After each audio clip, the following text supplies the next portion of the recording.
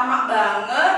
Cantik itu yang putih, yang tinggi, yang langsing. Gitu. Tapi ini perempuan gitu, mau nggak panas-panas? Kadang klien juga agak memandang sebelah mata ya.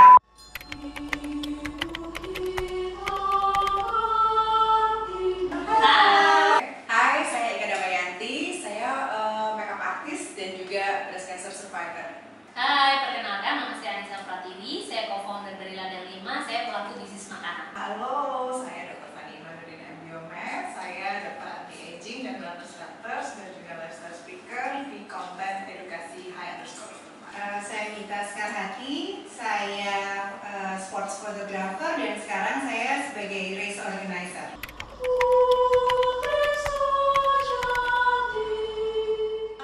Hampir 14 tahun terakhir ini, hari Kartini saya rayakan bersamaan dengan ulang tahun anak saya Nicholas.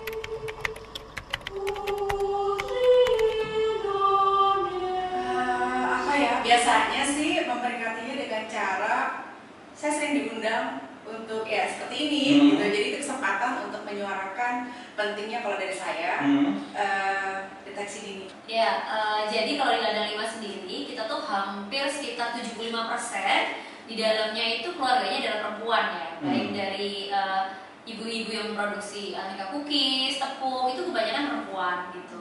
Dan juga di tim kami mayoritas juga perempuan gitu ya, videografer, fotografer juga perempuan semuanya. Jadi kita biasanya merayakannya itu ya selalu setiap tanggal 21 itu kita pakai baju kebaya gitu.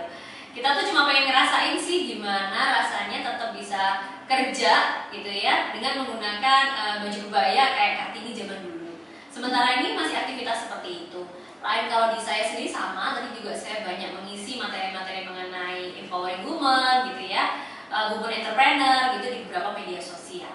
Nah, kalau saya memang karena saya ibu dari 2 orang anak, jadi biasanya sekolahan itu melakukan berbagai kegiatan yang meliputi orang tua, parents juga ya. Tapi itu semasa sebelum masa pandemi ya. Lalu juga kalau misalkan di kantor atau di klinik biasanya semua karyawan itu kita menggunakan kebaya bersama-sama. Kalau saya dari segi saya secara profesional mungkin saya tidak pernah memakai pakai kebaya pada saat saya motret sih. Saya lebih banyaknya motret pelari atau pesepeda yang pakai kebaya. Jadi itu sendiri juga merupakan kebanggaan sih terhadap saya sebagai wanita. Kebetulan saya satu keluarga banyak perempuan dan saya seperti mungkin ada pengalaman seperti Mbak Ika, mama saya juga cancer survivor. Jadi saya dini mungkin juga dari dulu saya rajin pap smear, saya rajin cek payudara. Nah itu juga sebetulnya yang menjadi nuansa kekuatan bagi sesama wanita sebagai mendukung Hari Kartini ini.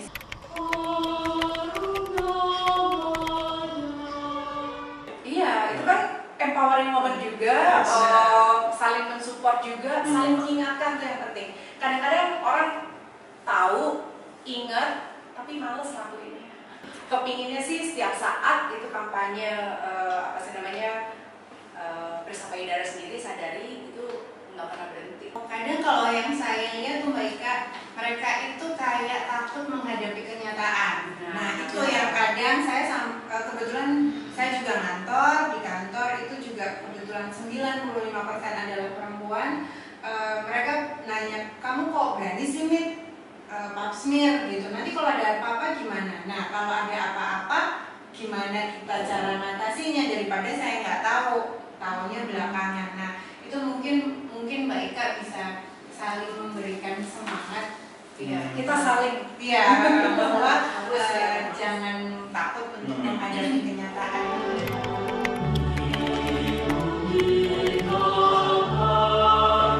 Jadi kalau misalkan kita sebagai wanita kan sebagai ibu ya di dalam rumah tangga.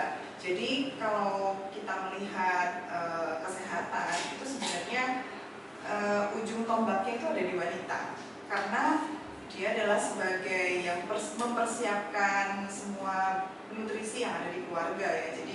Jadi kalau misalkan menurut saya sih wanita atau ibu itu yang harus knowledge yang cukup untuk bisa memberikan nutrisi kepada keluarganya, bahkan untuk lingkungan di sekitarnya juga.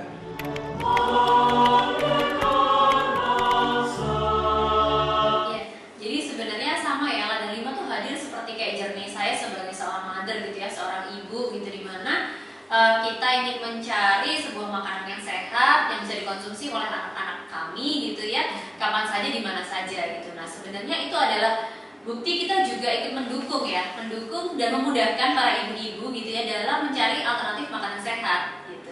Jadi sebenarnya di konteks dalam memproduksi makanan ini udah kayak jiwanya saya gitu sebagai seorang ibu, sebagai seorang perempuan gitu ya, dimudahkan dengan berbagai macam alternatif makanan tapi yang ternyata aman dikonsumsi buat anak-anak.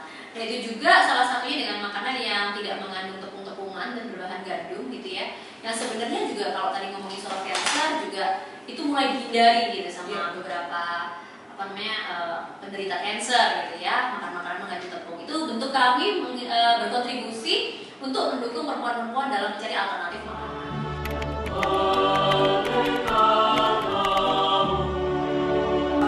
Emansipasi menurut saya sih adalah suatu bentuk tanggung jawab ya. Jadi bentuk tanggung jawab kita sebagai wanita terutama dalam keluarga dan juga sekitar. Tapi yang terpenting juga adalah untuk diri kita sendiri sih. Kita tidak tergantung dengan orang lain. Jadi apa yang menjadi cita-cita kita itu harus kita perjuangkan semaksimal mungkin dengan cara yang sebaik mungkin.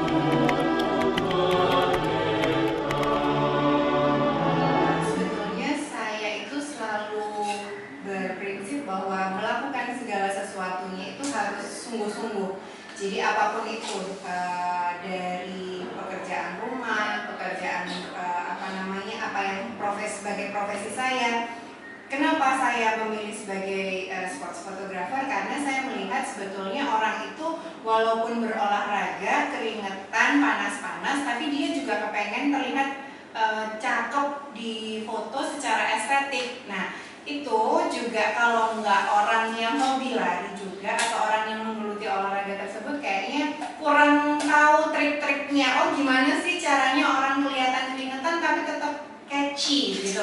Nah, itu sebetulnya. Nah, kemudian saya belajar bagaimana sih, karena saya sendiri sebetulnya sebelumnya memang suka foto, saya juga menggeluti olahraga yang sama, kemudian saya mencoba untuk mengambil market itu sebagai hobi saya juga. Nah, kemudian banyak orang yang maksudnya cara kerja saya akhirnya saya menggeluti sekarang sebagai race organizer. Nah, kalau dilihat dari emansipasi memang tidak banyak sports photographer dan race organizer yang dipimpin oleh seorang perempuan, seorang wanita, karena harus bisa kerja cepat, kemudian yang dipimpin dan yang diarahkan itu kebanyakan adalah laki-laki, jadi harus bisa menempatkan diri supaya bisa tetap istilahnya didengarkan dan diturutin lah, istilahnya apa yang saya arahkan itu dikerjakan oleh sesama kolege saya yang notabene kebanyakan adalah laki-laki gitu. Tapi ini perempuan gitu, mau nggak panas-panas, kadang klien juga agak memandang sebelah mata ya, apa bisa perempuan ini mau istilahnya loncat ke sana, lari ke sini, naik, kadang-kadang saya harus naik motor, partner saya yang yang ambil foto, kadang-kadang partner saya yang naik motor. Nah, karena harus ambil angle yang kita selalu bilang ini nggak bisa nih, ini harus gini nih. Nah, itu yang butuh effort lebih besar yang kadang orang meremehkan bahwa perempuan apa bisa. Iya, jadi sebenarnya kalau melihat emansipasi, buat saya emansipasi itu bukan sebuah gerakan ya, tapi sebuah semangat gitu. Bahwa ternyata perempuan itu sebenarnya juga nggak punya limit-limitnya. Perempuan tuh hanya ketika dia mengandung, melahirkan dan menyusui gitu. Dan sisanya sebenarnya kita bisa melakukan kreativitas banyak hal gitu. Kita bisa banyak hal. Nah, seperti teman-teman semua yang di sini gitu ya, ada sport fotografer, dokter, itu semua juga gitu ya. Jadi sebenarnya ngomongin emansipasi itu masalah semangat gitu. Semangat bahwa perempuan tuh bisa kok berkreasi kreativitas di dunia apapun, apalagi di masa sekarang gitu, termasuk salah satunya berbisnis.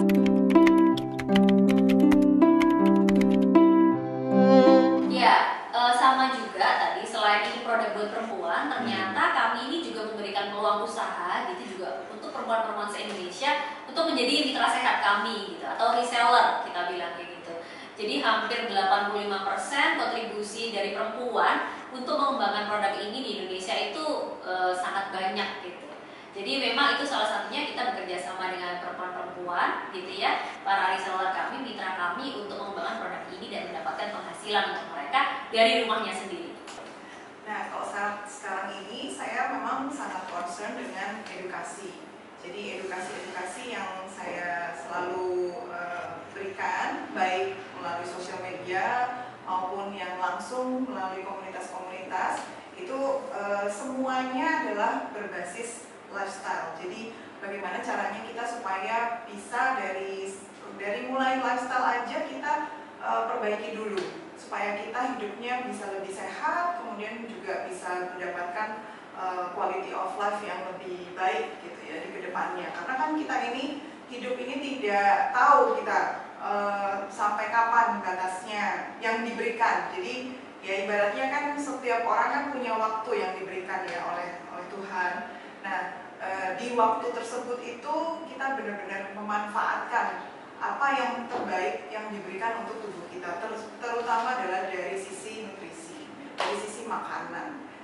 Apalagi sekarang ini kita sudah tahu sendiri bahwa banyak produksi-produksi makanan yang di luar sana yang processing food, jadi semuanya serba gampang, serba instan ya, dan itu tentunya sangat memberikan dampak kesehatan buat masyarakat gitu loh. Dan saya sangat setuju sekali dengan apa yang dilakukan oleh Madam Lima saat ini, karena benar-benar concern juga untuk melakukan apa yang perlu dilakukan, seperti contohnya gluten free, karena itu memang adalah salah satu concern yang juga saya selalu bicarakan di sosial media, bahwa gandum itu berbahaya, kemudian hal-hal yang lain dari processing food, kemudian dari juga bahan-bahan yang kita tidak harapkan, karena bisa memberikan dampak ke kanker, ke penyakit sindrom metabolik, bahkan bisa menjadi obesitas. Nah, hal-hal yang seperti itulah yang selalu saya kampanyekan.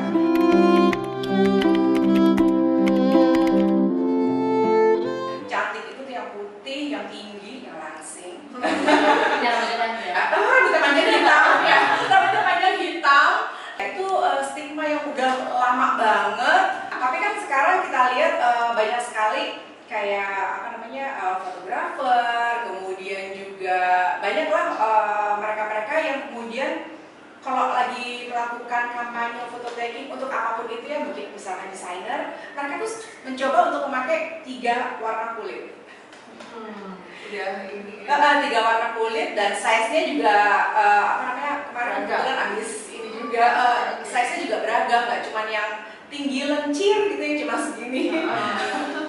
Jadi itu sehat kayaknya, Mbak. Oh, itu justru kasih sehat ya, Dok ya. Sehat.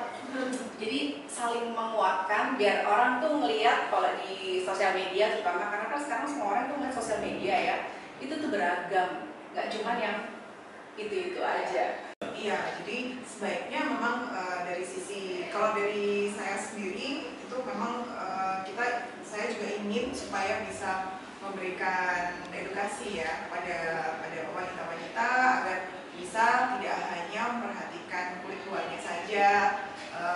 Cantik itu tidak hanya dari wajah juga gitu loh, tapi juga dari apa yang kita lakukan, kontribusi kita, mental kita, terus kemudian ya mungkin apa yang bisa kita berikan lah yang bermanfaat untuk orang lain. Iya, jadi memang seperti tadi saya bilang ya, produk ini ada itu sesuai dengan kebutuhannya ibu-ibu gitu. Meskipun ini banyak produk yang buat anak-anak, tapi juga bisa dikonsumsi oleh ibu-ibunya juga gitu. Karena ini juga saya konsumsi gitu ya.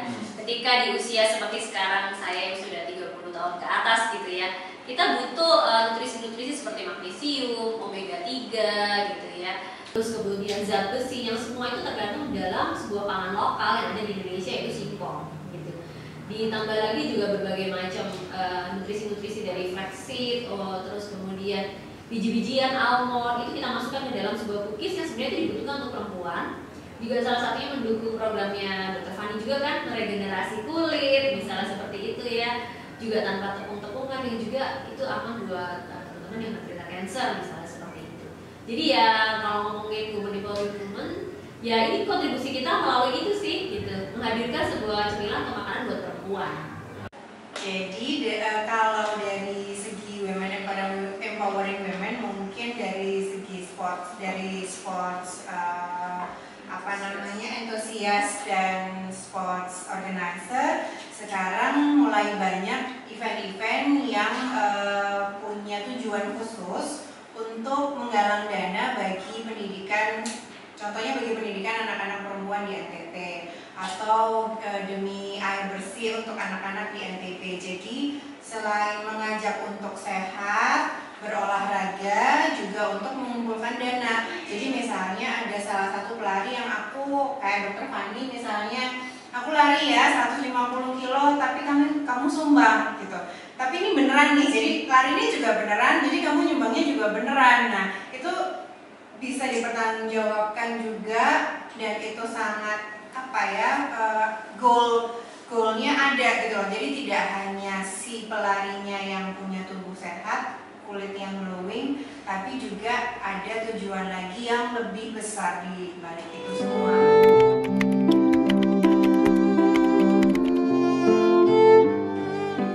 Sangat perlu, terutama breast cancer ini yang nggak ada habisnya. Ya jadi saya itu 3 minggu yang lalu, nggak 3 minggu yang lalu deh, seminggu yang lalu sahabat saya meninggal karena breast cancer. Dan lagi ini karena kelalaian? Bukan kelalaian, tapi mungkin karena dia merasa bahwa ini nggak mengganggu, ini nggak sakit, tuh. Akhirnya ketika periksa ke rumah sakit, dan itu pun ketika ke rumah sakit bukan payudaranya yang diperiksa sebetulnya karena keluhan lain, tapi itu ternyata efek dari cancer itu sendiri gitu. Jadi rasanya saya tuh nggak boleh berhenti ngingetin siapapun, karena kalau biasanya melakukan kampanye itu biasanya tuh ke orang luar gitu ya, justru yang di circle yang dalam itu yang dekat kita itu kayak malah lupa gitu. Bukan lupa ya, karena saya selalu itu berasumsi mereka sudah tahu gitu loh. Jadi never assume. Sangat perlu sekali ya, karena memang perempuan ini butuh support system ya. Kita nggak bisa sendirian. Kalau di bidang usaha bisnis, penting banget buat setiap perempuan itu berkolaborasi gitu ya dengan perempuan lain, misalnya seperti yang kita lakukan sekarang, atau dengan pelaku usaha yang lain gitu ya. Itu juga biasa yang saya lakukan gitu. Jadi penting banget untuk saling empower, kemudian saling menguatkan dan berkolaborasi untuk membuat sebuah gerakan gitu ya, menghadirkan misalnya seperti ini kita ngomongin konsep sehat yang juga di mana-mana kita saling mendukung sama perempuan lainnya seperti itu. Ya sangat perlu ya, karena kita sebagai wanita harus saling bergandengan tangan, harus bisa berjalan beriringan untuk bisa menyuarakan gimana caranya kita untuk supaya tetap sehat, terus kemudian memberikan yang terbaik untuk keluarga kita, memberikan nutrisi, mengingatkan lagi ke suami, ke anak, atau ke teman-teman yang di sekitar kita yang harus bisa beralih lah. Tidak ada kata terlambat untuk menjadi sehat. Tidak ada kata terlambat untuk memulai hidup sehat.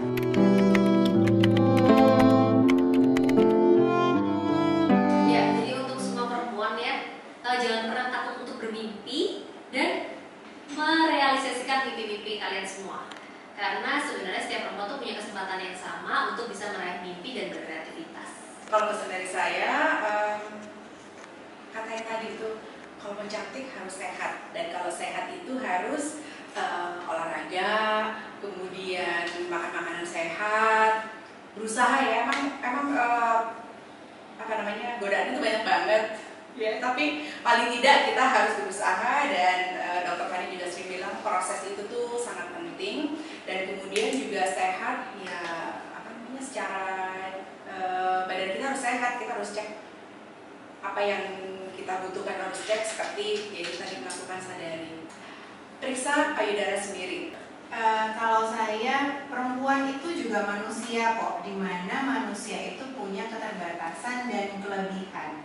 Jadi even though we have our own limits, we have our own strength. Jadi strength-nya itu yang harus diingat, bahwa kita punya kekuatan apapun itu, dan melakukan semuanya dengan sungguh-sungguh. Pasti bisa. Kayaknya semua udah diborong ya. Sama gitu. Sama semua gitu. Intinya kalau saya memesankan untuk semua wanita Indonesia agar bisa tetap go straight, kemudian ya harus memperhatikan yang terutama adalah kita sayangi diri kita, karena bermula dari diri kita sehat, ya alhamdulillah bisa lebih cantik, kemudian lebih bisa memiliki manfaat buat orang lain. Nah itu yang akan menjadikan ibaratnya kita sebagai lilin penerang untuk ke sekeliling kita. Untuk perempuan Indonesia, selamat